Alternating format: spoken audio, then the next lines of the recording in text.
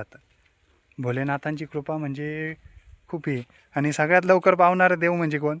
आपले भोले बाबा. हां, खरं कुठे. तर चला मी तुम्हाला दर्शन घडून आणतो. तर जय महाराष्ट्र मित्रांनो, आज मी आलेलो आहे बघा श्री पिनाकेश्वर महादेव मंदिर जातेगाव येथे. खालून बघायला गेलं तर हे मंदिर खूप छोटंसं वाटतं बघा, परंतु ज्यावेळेस आपण वरती जातो तर इतकं मनमोहक असं वातावरण आहे, आपणच बघू शकता. इथं आलेल्या प्रत्येक भक्ताची इच्छा श्री भोलेनाथ महाराज ही नेहमी पूर्ण करतात. आपणही दर्शनासाठी या आणि संपूर्ण व्हिडिओ बघण्याआधी आपल्या चॅनलला सबस्क्राईब करून घ्या. आपल्या चॅनलवरती असेच नवनवीन व्हिडिओ येत असतात. जय भोलेनाथ, जय श्रीराम. तर आपल्याला तर हातपाय धुण्यासाठी तर इथं पाणी भेटलेलं आहे बघा. इथं खूप म्हणजे सुंदर असा कुंड बनवण्यात आलेला आहे हातपाय धुण्यासाठी. इथं आपण बघू शकता. तर हे बघा आपण बघू शकता इथं तर मला हातपाय धुण्यासाठी बकेट वगैरे आणि पाणी पण सापडलेलं आहे. तर म्हणजे पाणी इथं कुंड आहे आणि या कुंडामध्ये मी तर ते हातपाय धुणार आहे बघा.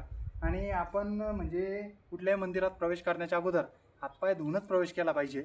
हे आपल्या हिंदू धर्मातील प्रत्येक गोष्टीचा मान सन्मान राखणं हे आपण प्रत्येकाची जबाबदारी, स्वतःचं कर्तव्य समजून सनी आपण हे कार्य पार पाडलं पाहिजे. तर चला मी एकदा हातपाय धुवून घेतो आणि नंतर मग तुम्हाला मंदिराकडे घेऊन जातो.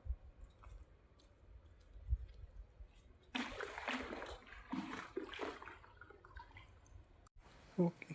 जनार्दन स्वामी हे अंधार सोडून निघाल्यानंतर गाडी झाली व जात्यागाव इथे उतरली. जात्यागाव उतरत 2 मुलांनी सांगितलं का मला महादेवाच्या मंदिरात नेऊन सोडा.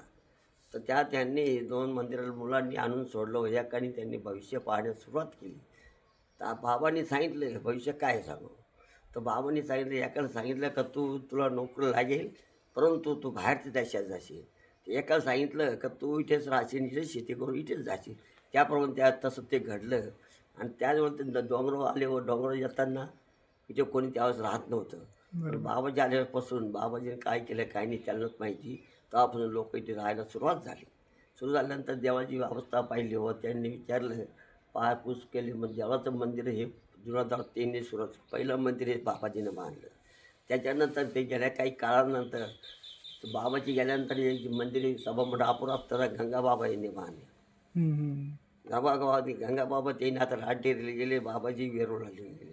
तर मग बाबाजीचा हा पहिलं मंदिर हे बाबाजीनं बांधलं. चिडून आमची गावाची सुरुवात झाली व येण्यात आणि चालू झाली. आता आपण जर बघितलं तर ह्या बाजूला माझ्या मागं तर ते 40गाव म्हणजे धुळे साईड आलं. इकडच्या बाजूला तर ते नाशिक साईड जातेगाव येतं ते नाशिकमध्ये येतं. आणि आपण इकडल्या बाजूला जर कधी बघितलं तर इकडं छत्रपती संभाजीनगर म्हणजे तिन्ही जिल्ह्यांचा म्हणजे इथं मेन पॉईंट आला ज्याला आपण टच पॉईंट म्हणतो. तर हे जे जातेगावचं पिनाकेश्वर महादेव मंदिर आहे, याचं नाव पिनाकेश्वर कसं पडलं? प्रभू रामचंद्र जेव्हा वनवासाला आले होते तर तेव्हा त्यांनी ह्या भोलेबाबांच्या पिंडीची स्थापना करून भोलेबाबांची आराधना केली. त्यानंतर भोलेबाबांनी पिनाक नावाचं शस्त्र प्रभू रामचंद्रांना दिलं आणि तेव्हापासून ह्या मंदिराचं नाव पिनाकेश्वर असं पडलं असं सांगितलं जातं. बऱ्याचशा ग्रंथांमध्ये असं देखील सांगितलं जातं की भोलेबाबा आणि माता पार्वती सारीपाट खेळत होते आणि सारीपाट खेळत असताना भोलेनाथांची तेथे हार झाली. माता पार्वती त्यांना हरवलं आणि त्यामुळे भोलेबाबा रुसून इथं ह्या सातमाळ्याच्या डोंगरावरती येऊन बसले आणि त्यानंतर ही जे मंदिर आहे तर ह्या मंदिराची इथं स्थापना वगैरे झाली असंही काही ग्रंथांमध्ये सांगितलं जातं. आता खरा इतिहास काय याबद्दल वेगवेगळ्या ग्रंथांमध्ये वेगवेगळी माहिती दिली गेलेली आहे. आणि आपल्याला हा व्हिडिओ बघून कसं वाटलं नक्कीच कमेंट करा. आपल्या चॅनलला सबस्क्राईब करून घ्या आणि व्हिडिओची लिंक जास्तीत जास्त शेअर करा.